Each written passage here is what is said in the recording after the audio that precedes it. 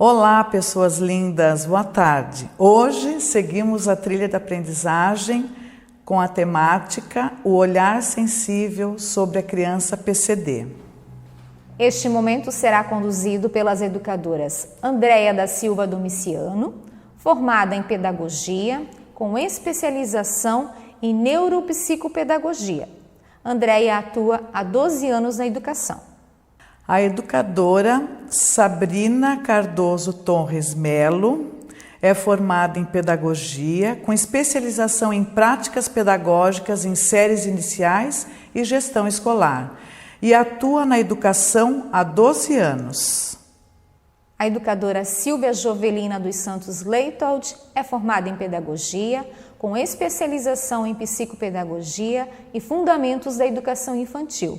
Atua na educação há 15 anos. O que será abordado nessa temática? A criança PCD? O que se entende? A diferença entre educação inclusiva e educação especial. O acolhimento no ambiente escolar, criança, família. Como acontece? Quais são as estratégias? Qual é a relação educador-criança? A mediação do educador nas relações com os colegas da turma, a formação do professor, a busca por práticas pedagógicas diferenciadas, por meio de pesquisas, leituras e trocas de experiências, com o objetivo de compreender as especificidades de cada criança, parcerias com profissionais da área da saúde e seus pares no contexto da escola. O olhar sensível do educador, desafios a superar no tocante à criança PCD, parceria entre família e escola. Teremos agora um vídeo com imagens das crianças da escola, a qual nos remete uma retrospectiva de múltiplos olhares no cotidiano educacional. Sobre diversidade, eu disse: seja menos preconceito, seja mais amor no peito, seja amor, seja muito amor. E se mesmo assim for difícil ser, não precisa ser perfeito. Se não der para ser amor, seja pelo menos respeito. Há quem nasceu para julgar e há quem nasceu para amar. E é tão simples entender em qual lado a gente está. E o lado certo é amar. Amar para respeitar, amar para tolerar, amar para compreender que ninguém tem o dever de ser igual a você. O amor, meu povo, o amor é a própria cura, remédio para qualquer mal. Cura o amado e quem ama, o diferente e o igual. Talvez seja essa a verdade, que é pela anormalidade que todo amor é normal.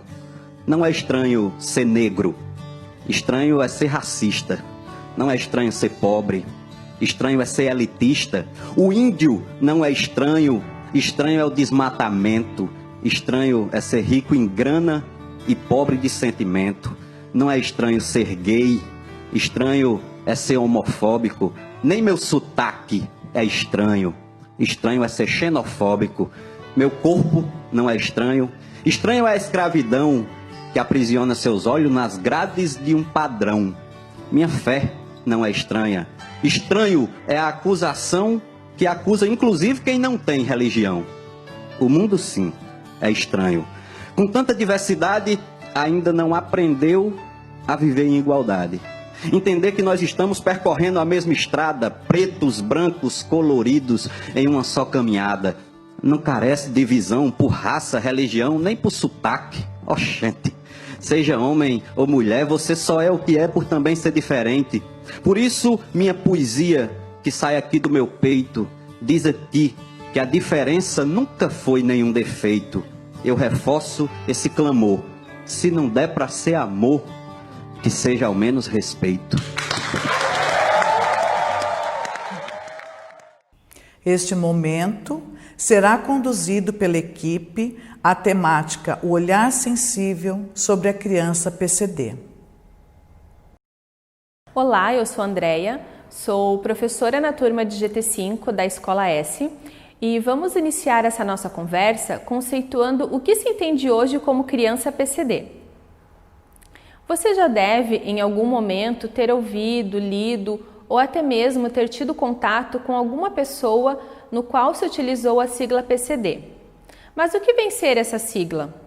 A mudança conceitual da deficiência, ela foi estabelecida pela Convenção dos Direitos da Pessoa com Deficiência e proclamada pela ONU em 2006, que em seu artigo 1º dispõe que pessoas com deficiência são aquelas que têm impedimentos de natureza física, mental, intelectual ou sensorial, os quais, em interações com diversas barreiras, podem obstruir sua participação plena e efetiva na sociedade com as demais pessoas. Então, se antes se utilizava de critérios estritamente médicos para poder definir o quadro de uma pessoa com deficiência, atualmente os impedimentos físicos, mentais, intelectuais e sensoriais são observados como próprios à diversidade humana, de forma que a deficiência ela é resultado da interação destes impedimentos com as barreiras sociais e tem como consequência a dificuldade do indivíduo de inserir-se nessa sociedade. O fator médico, clínico, ele é um elemento apenas que irá conceituar essa deficiência ou qualquer outro impedimento que venha a ser diagnosticado, que em interação com as inúmeras barreiras que hoje se apresentam na sociedade, acaba por obstruir um convívio social e pleno. Então, em resumo, precisamos deixar registrado aqui que não é, portanto, a pessoa que apresenta deficiência, mas sim a sociedade e o meio. Para complementar essa fala, nós trazemos um vídeo com o depoimento da mãe Maria Cecília, a qual também é nossa colega, pois ela é professora da Escola S e vai compartilhar sua experiência como mãe de 3 meninos PCDs. Boa tarde, pessoal. Meu nome é Maria Cecília. Eu sou mãe de adolescentes que estão dentro do espectro autista. Eu vim a convite aqui falar um pouquinho da minha experiência e eu queria dizer para vocês que a gente aprende um pouquinho a cada dia, né? Quando os meus filhos eram pequenos, a escola teve muita dificuldade de identificar que eles tinham um possível transtorno. Eles tinham uma linguagem bem desenvolvida, então não se tinha um estudo ainda específico para o autismo e esse espectro que ele faz parte, que é muito amplo. Então, na medida que o tempo foi passando, eu fui ficando cada vez mais angustiada e aí resolvi procurar a ajuda de uma terapeuta ocupacional que me orientou a ir ao neuro, né? Foi a primeira vez que eu fui e eu escutei assim dele uma frase que eu levo para minha vida: você não está sozinha. Eu vou dividir isso com você, a escola vai dividir isso com você, as terapeutas vão dividir isso com você. Então, eu acho de suma importância esse papel, essa equipe que trabalha aí em conjunto. E nesse lugar entra a escola, né? Não só no papel de ajudar essas famílias a identificar as diferenças, mas também de acolher. E é uma aprendizagem, assim, que enriquece muito o ambiente escolar, essa diversidade, e para a humanização, né, que a gente vem caminhando aí para retomar esses processos de humanização escolar. Digo a vocês, não é fácil, mas com todo mundo junto sempre fica mais tranquilo, né? Então, a escola é ponto fundamental, o professor, essa comunidade, essa acolhida e esse colo são extremamente importantes. Um abraço a todos aí, bom estudo.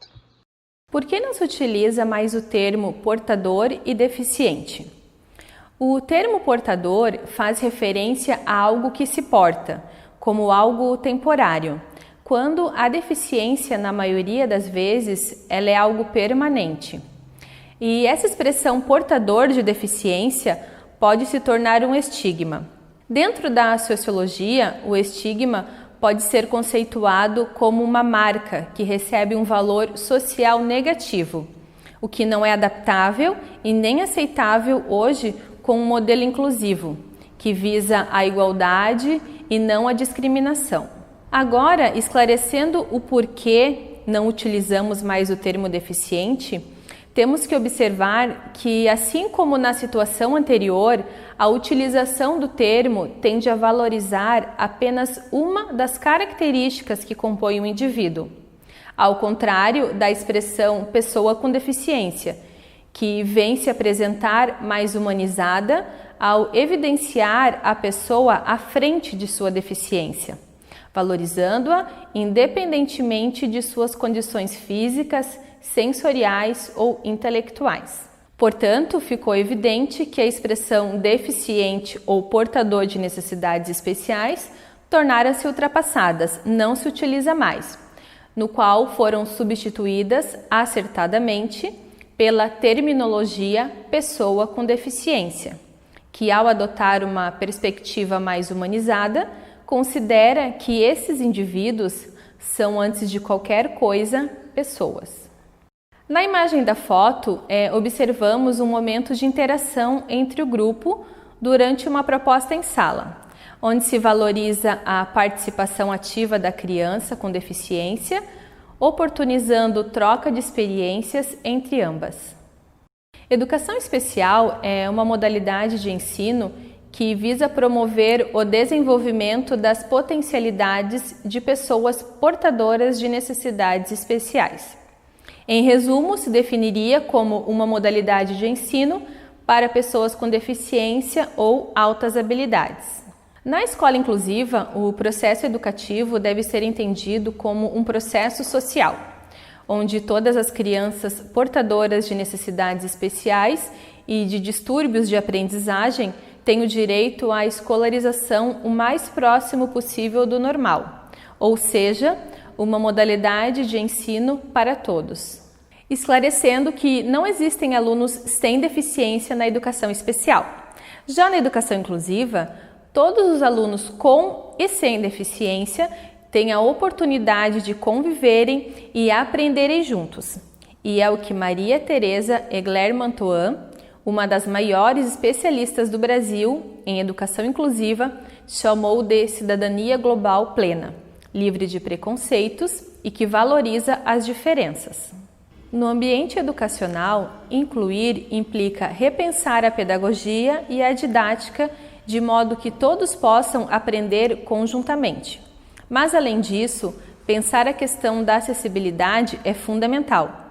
A Lei nº 10.098, de 19 de novembro de 2000, foi o primeiro avanço efetivo na legislação brasileira em relação à acessibilidade. Porém, essa lei foi regulamentada pelo Decreto nº 5.296, de 2 de dezembro de 2004, no qual este decreto representou um grande avanço, pois estabelece no seu conceito de acessibilidade a utilização com segurança e autonomia dos espaços. Portanto, a educação inclusiva tem como propósito ajudar escolas e educadores a permitir que todos os alunos, em sua diversidade, possam aprender juntos e com todas as condições necessárias para que isso ocorra. O espaço escolar se coloca nessa discussão como um lugar de troca, de compartilhar experiências e principalmente para se conhecer e respeitar o outro em toda a sua singularidade. Esse entendimento passa necessariamente sobre refletir sobre o outro, seja ele criança, educador ou família. Mais que isso, pensar sobre a coletividade, pensar em infância e principalmente sobre alguém que é sempre diferente de mim, de nós. Na prática, a escola compõe-se a partir de necessidades, fazendo com que algo se torne viável, possível, planejando coletivamente ações do seu cotidiano, tendo um olhar atento e sensível sobre os processos pedagógicos. Tendo como pressuposto o espaço escolar como um lugar de troca e de compartilhar experiência, nós trazemos um vídeo breve com momentos de brincadeira como outras que ocorrem diariamente em nossos espaços.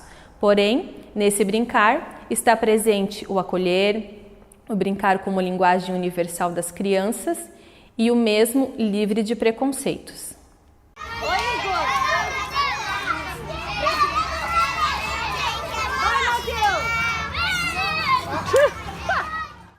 Sobre o acolhimento no ambiente escolar, é necessário pensar em uma ação coletiva, para que possam aparecer sinais e possibilidades no qual a escola concreta não fique apenas na ideologia, mas sim colocá-la em prática em ações pedagógicas para que alunos, educadores e família possam construir um espaço escolar acolhedor.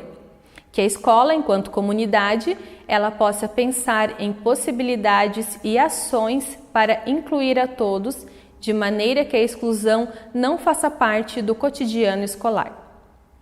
Criar uma rede de apoio é fundamental para que alunos, docentes e famílias possam todos estar envolvidos em um mesmo propósito, trabalhando como uma equipe para proporcionar aos alunos uma experiência escolar, colhendo os frutos dessa parceria e observando os resultados se refletirem na vida dessas crianças.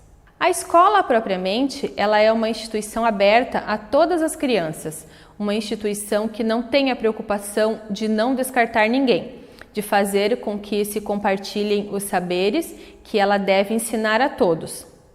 É necessário que todos entendam por que a diversidade é importante e que é possível incluir sem restrições ou preconceitos, exercitando atitudes que possam auxiliar as crianças. Bauman nos traz que lidar com a diferença não é fácil. Trata-se de uma arte que, como toda arte, requer estudo e exercício. Sendo assim, a escola ela deve estar aberta para todos, e isso não deve ser uma escolha, pois essa é a própria vocação dessa instituição, assim como seu princípio fundamental. Uma escola que acolhe, que inclui, pois uma escola que exclui não é uma escola. O educador deve diariamente exercitar o olhar sensibilizado, olhar com afeto, olhar além do olhar, olhar através, para poder enxergar as potencialidades e não apenas as dificuldades do seu aluno. É necessário que se exercite uma escuta sensível. Porém, é um grande desafio treinar os ouvidos e o olhar para não enxergar apenas o que lhe falta e dar espaço e prioridade para que suas potencialidades possam também ser evidenciadas. Nesse sentido, podemos refletir e pensar a infância a partir de seu dever, como nos coloca Walter Cohen. Implica em sair de uma infância que conduz a criança a uma dimensão de assujeitamento a normas e etapas, para pensar uma infância em sua experiência, na exposição da sua potência. Então, o que nos cabe é potencializar, evidenciar, acreditar. Seriam as palavras que se encaixariam nesse momento para exemplificar a necessidade de apoiarmos e acreditarmos nessas crianças, que têm muito a aprender, mas mais ainda a nos ensinar. Relação educador-aluno. Estabelecer relações para impactar positivamente na aprendizagem. Pensando nessa relação entre criança e educador responsável por alunos PCDs, nós podemos refletir a nossa prática usando o verbo acolher. Acolher é reconhecer que a criança é protagonista de sua biografia, que ela possui um ritmo e necessidades diferentes dos nossos. A educação inclusiva deve respeitar o ritmo da criança, procurando estimular suas habilidades e respeitar as suas especificidades, o que se torna um desafio para os professores, pois nós precisamos criar novas propostas de ensino e atuar com um olhar ainda mais sensível. O referencial curricular nos diz que o principal desafio da escola inclusiva é desenvolver uma pedagogia centrada na criança, capaz de educar a todas sem discriminação, respeitando as suas diferenças. Para isso, a sala de aula precisa ser um ambiente estimulador e oferecer aos alunos oportunidade de socialização de aprendizagens. E as atividades lúdicas são essenciais nesse processo. Elas permitem identificar dificuldades, ajudar a superá-las e despertam bastante o interesse da criança com dificuldade. Nós devemos ter em mente que as limitações podem sim ser superadas, com gestos de carinho, confiança, valorização e aprendendo com as dificuldades. O respeito mútuo entre professor e aluno é essencial, pois ele gera segurança para a criança. Ela geralmente tem no professor a sua referência, então passar confiança é muito importante e a afetividade é essencial. E essa troca facilita muito a adaptação e ajuda ainda mais no processo de aprendizagem, pois todas as crianças têm potencial e mesmo com dificuldades, quando tem uma boa autoestima, tem mais motivação para aprender. Por isso é importante sempre elogiar e reforçar os aspectos positivos e as suas conquistas. Piaget nos diz que o desenvolvimento intelectual possui 2 componentes, o cognitivo e o afetivo. Ao desenvolver uma relação de afeto com seus alunos, o professor cria uma nova dimensão na sala de aula. Quando o professor tem interesse e se envolve emocionalmente com a criança, acaba percebendo mais facilmente as evoluções e mudanças significativas de comportamento.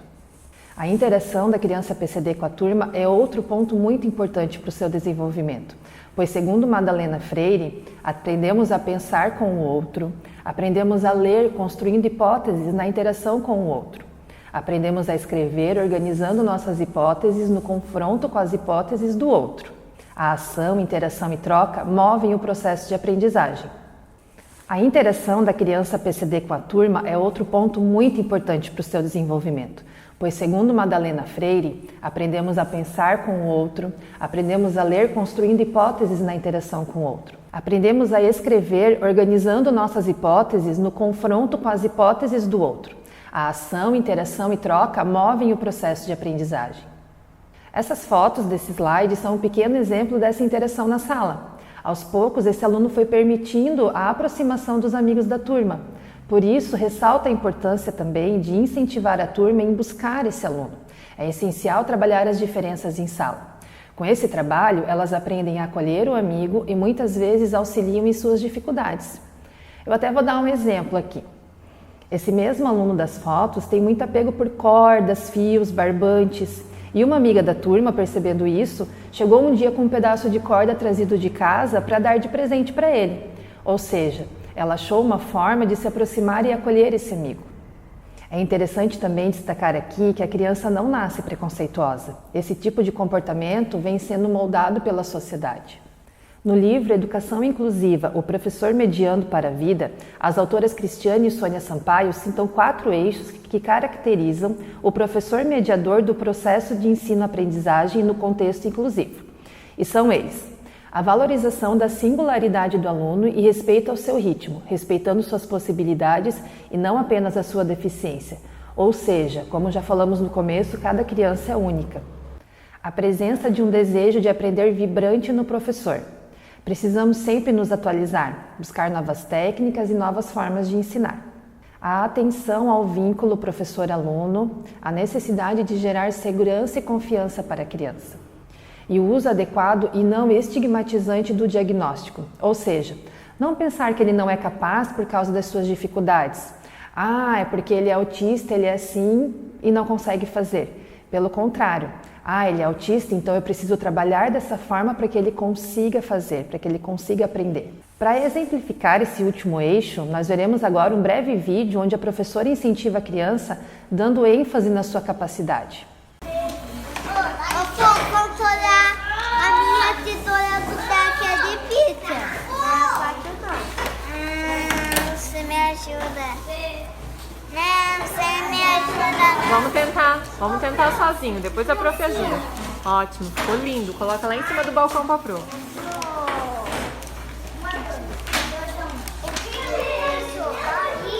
Isso aí, Matheus. Tá preso. Parceria entre família e escola. Nós sabemos da importância dessa parceria e quando se trata de inclusão, essa troca se torna indispensável. E para complementar a fala sobre a importância dessa parceria da família com a escola, nós trouxemos um vídeo com um depoimento muito forte e esclarecedor de uma mãe. Me chamo Viviane, sou mãe do Vinícius. O Vinícius tem 9 anos e durante 5 anos ele estudou no SESI Escola.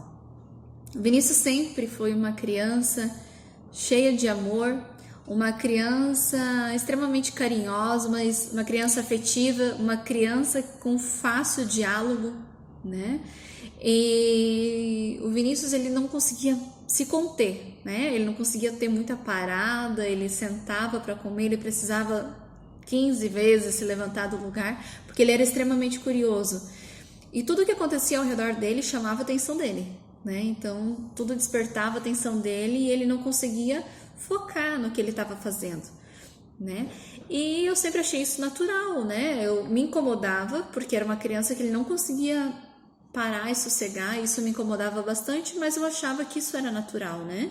De uma criança. Até que quando ele chegou na pré-escola, a professora Maria Cecília teve um olhar diferenciado pelo meu filho, né? Ela teve um olhar extremamente afetivo, amoroso e extremamente profissional, né? Ela enxergou que o Vinícius tinha algumas características que não eram normais, né? Então ela conversou comigo e ela falou que seria interessante a gente estar fazendo uma avaliação com uma terapeuta ocupacional, buscando uma ajuda profissional para estar entendendo um pouco mais o que acontecia com o Vinícius, porque toda essa questão prejudicava na questão dele reconhecer as letras, ele não conseguia elaborar desenhos, ele não conseguia focar, prestar atenção. E ela ficou muito preocupada porque ela falou assim, ó, no ano seguinte ele vai para a primeira série, e aí? Né? Será que não seria interessante buscar essa ajuda agora? Porque a gente está com tempo, a gente está folgada, né? Eu compreendi e aceitei tudo que ela me disse. Só que os meses foram se passando e eu não busquei essa ajuda profissional. Depois de 3 meses, ela veio e falou novamente comigo, e aí, Vivi, vamos lá? Né? Ou você vai deixar para que no próximo ano ele tenha mais dificuldades? Né? Daí ali me deu um start, né? Eu acho que esse momento foi realmente um divisor de águas na minha vida, onde eu resolvi buscar ajuda profissional, fui na terapeuta ocupacional, fui no neurologista e realmente o Vinícius foi diagnosticado com TDAH, né? E depois ele começou a fazer o tratamento. Hoje ele é uma criança assim, né, que as notas dele são em excelência. Então assim, ó, a sensibilização na área de educação é o que vai realmente transformar as nossas crianças, né? A parceria escola e família é assim, a sensibilidade em todos os detalhes. Muito obrigada, Cési, pela parceria. Um abraço. Nesse slide temos a citação de Cambruzzi, que explica muito bem essa importância. É importante notar que as famílias são imprescindíveis no processo educacional dos filhos, pois as crianças demonstravam que estavam desenvolvendo autonomia, conscientização do outro e a convivência em grupo. Lembra que vale salientar que é fator fundamental a parceria escola-família, pois são agentes de transformação em termos individuais e coletivamente favorecem a mudança de visão, ainda distorcida, que a sociedade tem a respeito do deficiente. É necessário que a família se empenhe em promover o desenvolvimento do seu filho, o que muitas vezes não ocorre, pois os pais demoram a aceitar a condição da criança. Estão vivendo a fase de luto, atrapalhando na maioria das vezes o processo de aprendizagem. Então, cabe ao professor e à escola acolher essa família, ouvir os seus temores e preocupações. Muitos possuem vergonha e culpa, e o nosso objetivo deve ser ajudar a lidar de forma mais tranquila com esses sentimentos. E outra forma de criar ainda mais essa aproximação é compartilhar as vivências em sala, orientando os pais no que podem trabalhar para ampliar e ajudar no desenvolvimento. É necessário também criar uma rede de apoio. A troca com especialistas como terapeuta ocupacional, fono e psicólogo, por exemplo, é fundamental nesse processo. Outra preocupação que devemos ter é em orientar os pais a não focarem nas dificuldades, o que muitas vezes limita a criança. Eles precisam aprender a dar ênfase nas conquistas, sempre incentivando seu filho a ir além. Enfim, os pais precisam ver na escola um lugar de oportunidade de crescimento educativo, onde o seu filho estará em contato com outras crianças, numa forma de interação social que é imprescindível para o seu desenvolvimento. Nós trouxemos algumas indicações de leitura para quem queira aprofundar esse olhar sensível sobre a criança PCD. O livro Construindo as Trilhas para a Inclusão mergulha de fato nos principais problemas existentes na escola, no que diz respeito às dificuldades de aprendizagens e síndromes associadas. A outra indicação é o livro Educação Inclusiva, O Professor Mediando para a Vida, onde se discute educação, exclusão social, direitos humanos, a realidade das pessoas com deficiência e o papel da escola neste cenário. Agradecemos a todos pela atenção. E o nosso muito obrigada pela oportunidade. Após a belíssima abordagem, gostaríamos de compartilhar a metáfora do olhar, de Paulo Mexenas.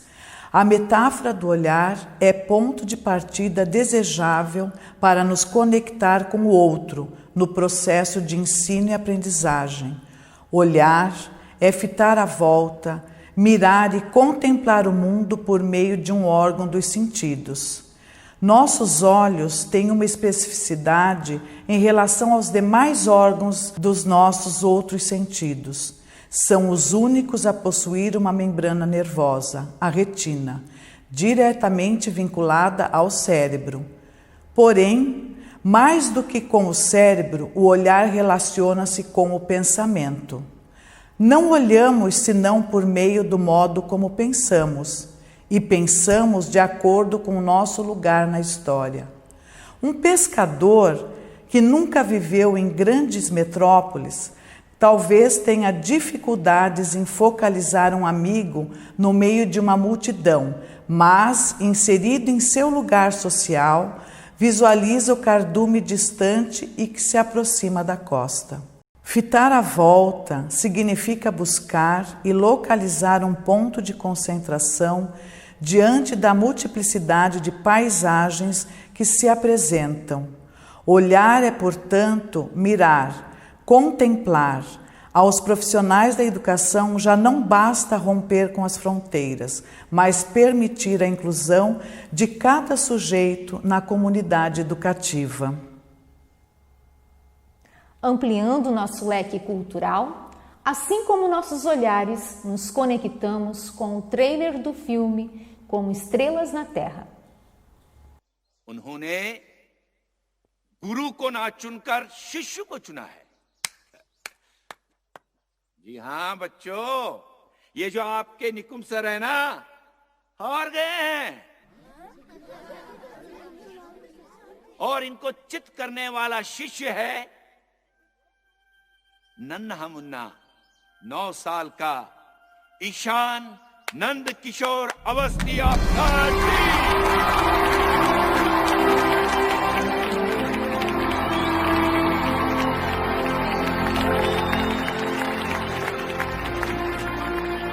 Ishan, कहाँ है आप? Ishan, come on my boy, get up!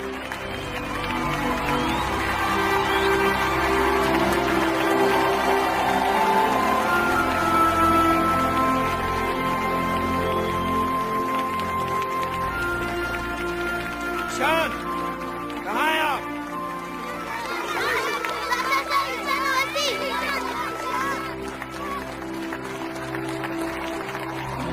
ये जोर से तालियां!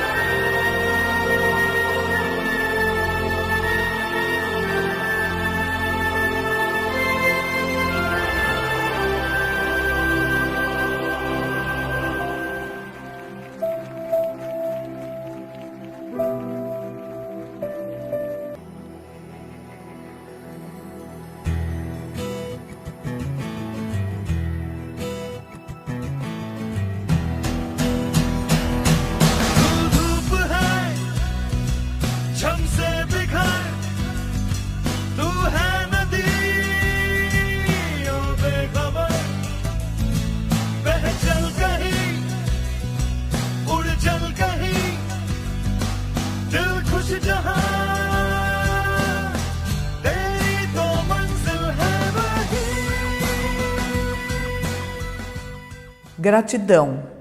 Neste momento, o microfone ficará aberto para pausa, absorção, momento de questionamentos, reflexões e contribuições.